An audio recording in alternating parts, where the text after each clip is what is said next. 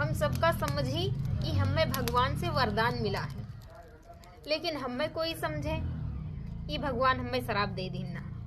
इतने ठंडी मैया सवेरे उठो, हाथ गोड़ एकदम ठिठुरत है, गर्रत है कि गोड़ बिना चप्पल के भुईमा नाय थई जात है। तब वो उठो, चौका बर्तन करो, अतरे ठंडी मैया सिलबट्टा तो भैया छुई नहीं जात है। इतना गर्रत है, इतना ठंड रहत है।